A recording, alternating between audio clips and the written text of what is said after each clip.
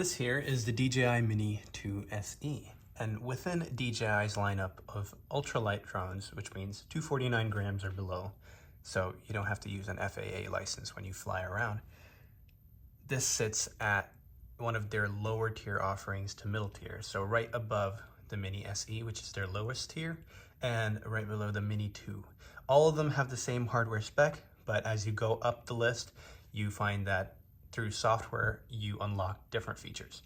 So we're gonna be going over the unboxing of this drone and certain statistics of what makes it different between other drones within the lineup. We'll also be going over the camera quality and whether you should spend your hard-earned money on this. All right, so let's get into the video.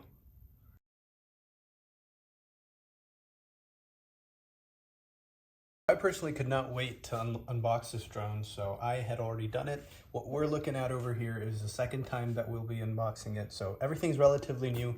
We're just looking at the unboxing process. All right, let's get it open and see what we have over here. I'm gonna set it down like this.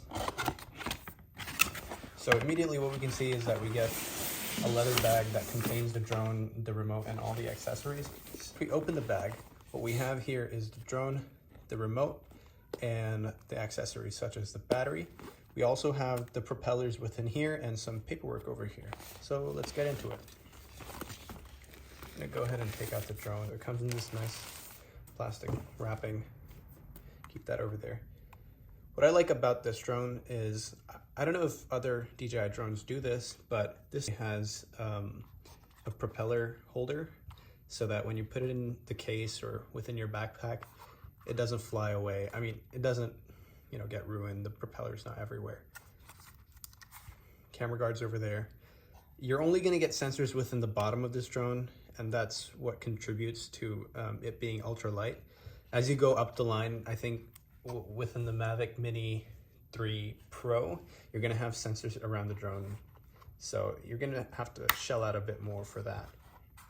So let's go ahead and open this up. Nice foldable design over here, just like the original Mavics. So the way you unfold it is this way. So top goes out first, bottom kind of folds out like this. Boom, boom. And if you've never used a drone before, you don't need to worry about the propellers looking like this. As they fly, they kind of get stiff, and this is just the design of the propeller, so don't worry about them being loose like this. What you always want to do before you fly your drone is go ahead and take off the propeller guard. The way you do that is this. I'm going to take that off. And yeah, there you have it. So now we'll be getting into the remote and other parts of the drone. So when you get your DJI drone, what's going to happen is that their batteries are going to be within this immobilized state, so that they don't harm anything while they're getting shipped. They're gonna come within this package. You're gonna have chargers to connect to the remote, connect your phone to the remote, and you're gonna have your battery and battery bank over here. What I really like about what DJI does within this Fly More combo package, and almost every one of their Fly More combo packages, is that they include this battery charging pack, which allows you to charge your phone and your remote. So you have your USB-C output or input over here, and also your USB type A. And this allows you to see what battery indication or what battery status you have. Me personally, I charge the batteries and use this drone already, so it shows you the different levels, but usually it should be at either 1 or 2. The way we're gonna take out the battery is we're gonna push in this clip and go ahead and grab the other side, other notch, and boom. Battery's pretty light. Everything here is made out of plastic. It's not really that high quality plastic, but I guess it's what you're paying for if you want ultralight drones and you don't really want to get a FAA license. Just a quick note, you are going to need a Part 107 license if you are using the drone, like flying it around to get money or anything commercial. But you don't need a Part 107 if you are just doing recreational flying, or you're not going to use the video from the drone to make money. So just a quick note. The way we insert the battery over here is we open up the back hatch of the drone. You're going to insert this way wherever the little connection points are and just slide it in. Another quick remark, the drone does not come with an SD card installed. You're gonna have to buy that by yourself. Me personally, I got a SanDisk 128 gigabyte SD card and it's worked fine for me. Also, you can charge the battery of the drone from the drone itself. You can just plug in a USB-C, which is very nice. I only have to carry like one cable around. The way we turn it on is you press this button once, just to check the battery indication. So we're gonna press this button once, checks the battery indication. You can see it's very low. But right after we press that once, we press and hold again. And it's gonna make that little sound over there and the propellers are gonna start moving around. Cool. And then you're gonna get the connection lights over here. You're just gonna be dancing around looking for the remote. Usually you're gonna turn on your remote and go through the connection guide on your phone first, but I'm just turning this on to show you guys how it looks like. So we're gonna go ahead and turn it back off. One press and then the long press again. Cool, and it's off now. Let's go ahead and take out the remote. Here we have the controller. And let's go ahead and check this out.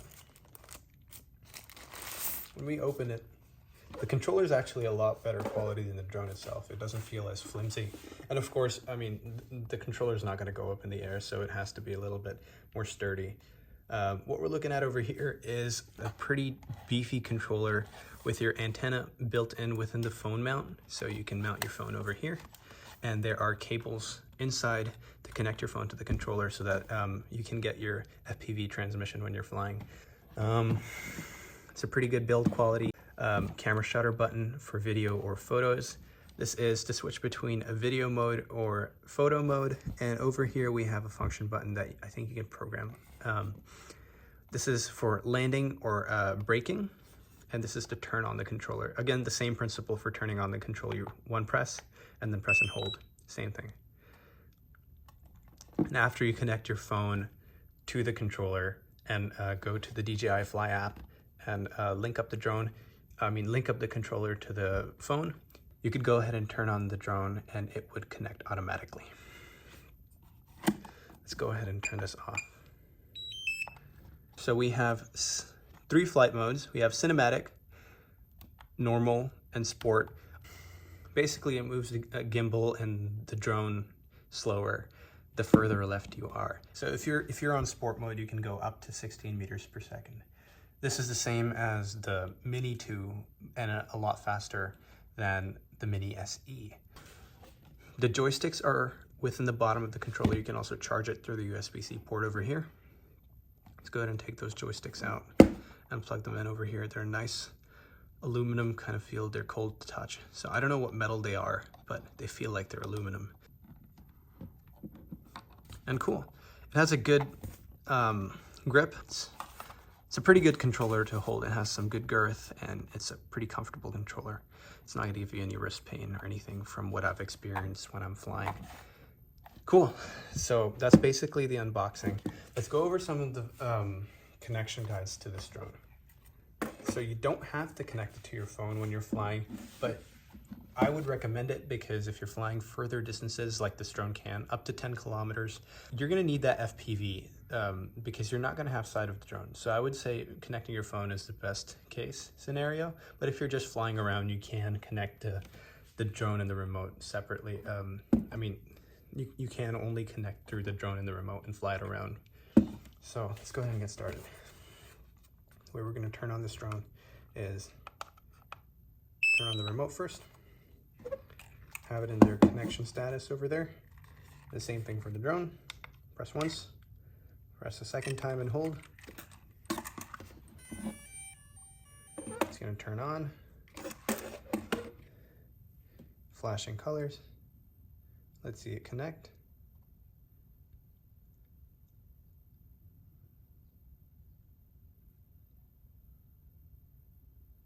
Looks like it's connected. Some things I do want to mention before your first flight would be these pre-flight checks that you want to do. So the first thing would be that you want to make sure that your propellers are screwed on tight, or if they're snap-on, you want to make sure nothing is flimsy. DJI provides a screwdriver that you can tighten these propellers with. Just make sure everything's nice and tight before you go out and fly.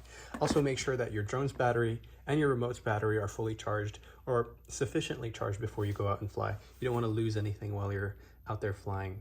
Now that I've mentioned some of the pre-flight checks that you want to do, we'll be getting into the last part of the video, which is going to be the camera. Every DJI drone, almost every DJI drone, comes with a camera that's attached to a 3-axis stabilization gimbal. This allows you to get really clear shots and really clear video while you're flying. So if there's any wind gusts, your camera's not shaking all around and making your viewers dizzy and ruining all your nice cinematic videography. So this camera specifically is the same camera that's on the Mini 2 and the Mini SE. It's basically the same family. It is a 1/2.3 inch CMOS sensor, and it can take video up to 2.7K resolution.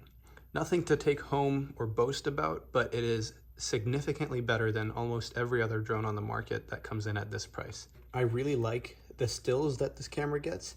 The video is not so much because you're not getting the high dynamic range that you do get with the Mini 3, and also the resolution that you want to get while you're up there and recording so many different things in a landscape.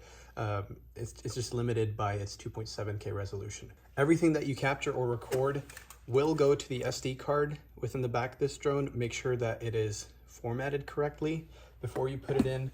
Also, the way we do take pictures is this shutter button over here.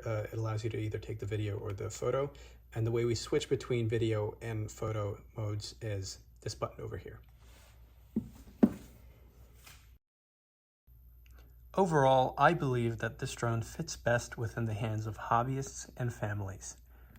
Its entry-level pricing is fantastic for beginner flyers who are looking to go out and capture moments that they wouldn't be able to otherwise. That marks the end of this video. If you guys are looking for a beginner flyer's guide, I will be making one soon, so make sure to keep a lookout for that within the channel.